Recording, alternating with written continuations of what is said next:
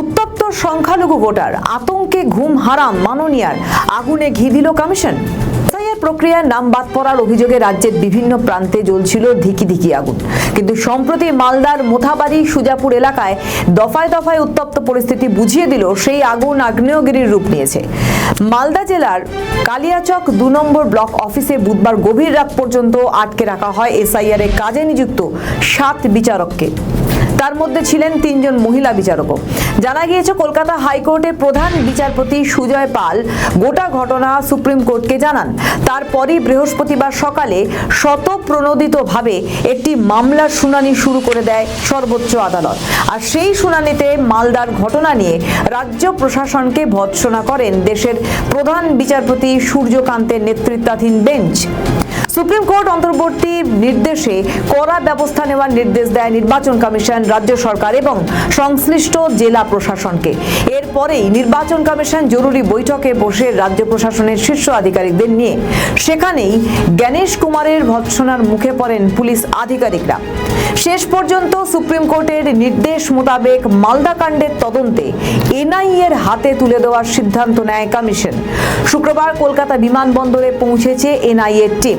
মোথাবাড়ির উদ্দেশ্যে রওনা দেন এনআইএর IG Sonia Singh.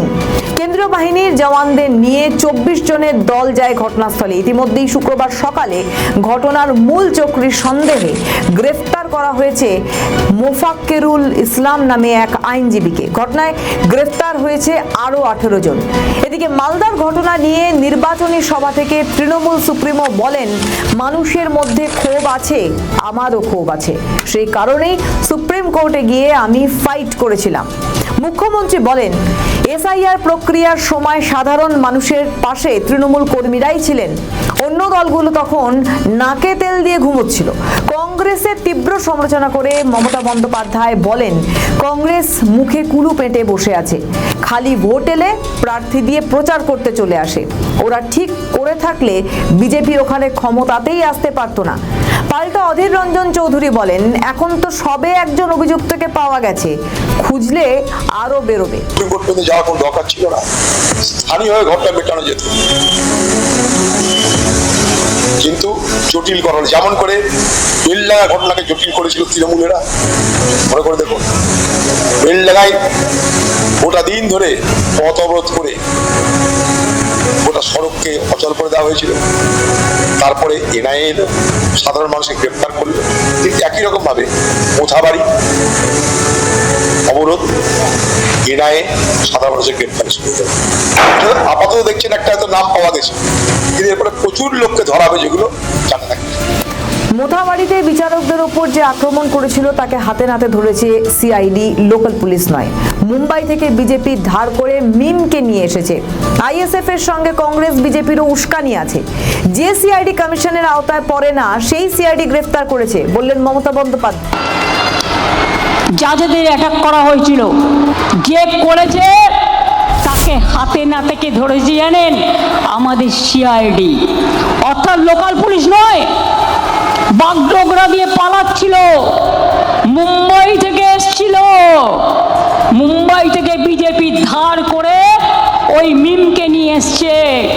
ISF ওদের সাথে, কংগ্রেসেরও উস্কানি আছে আর বিজেপিরও উস্কানি আছে। বিহারে এরা ভোট কেটে বিজেপিকে জিতিয়েছিল বিজেপির টাকায়। আর কালকেও যে দাঙ্গা করেছিল পরশুদিন, সেটাও এরাই করেছিল। মনে রাখবেন, পরিকল্পনা করে, পরিকল্পিত করে এনআইএ আসার আগে আমাদের সিআইডি, যেটা এখনো আমি দেখি সেই সিআইডি ইলেকশন কমিশনের আন্ডারে পড়ে না, সেই সিআইডি তাকে গ্রেপ্তার করেছে বাগডোগরা থেকে, আসল কালপিটকে। বাইরের আউটসাইডার গুজরাট থেকে আসছে বাসে করে, আমি ভয়েস রেকর্ড পেয়েছি। কেন আমাদের সবাইকে চেঞ্জ করেছি জানেন? যাতে কেউ আটকাতে না পারে বর্ডারে। ওরা টাকা নিয়ে আসবে, সিআরপিএফ এর গাড়ি করে টাকা। রাজনৈতিক বিশ্লেষকদের মতে সংখ্যালঘু ভোট বাঁচাতে তৃণমূল আতঙ্কিত, সেই কারণে মাননীয়া এসব কথাবার্তা বলছেন। সামনেই ভোট, মালদার ঘটনার পর ভয় পাচ্ছেন মাননীয়া। তাই কখনো কংগ্রেস, কখনো মিম, আবার কখনো কেন্দ্রীয় স্বরাষ্ট্রমন্ত্রী অমিত শাহকে কাঠগড়ায় তুলছেন। আমাদের ভিডিও ভালো লাগলে লাইক ও শেয়ার করুন, কমেন্ট সেকশনে আপনাদের মতামত জানান। আরও ভিডিও পেতে আমাদের চ্যানেলটিকে সাবস্ক্রাইব করুন এবং প্রতি মুহূর্তে খবরের আপডেট পেতে প্রেস করুন বেল আইকন।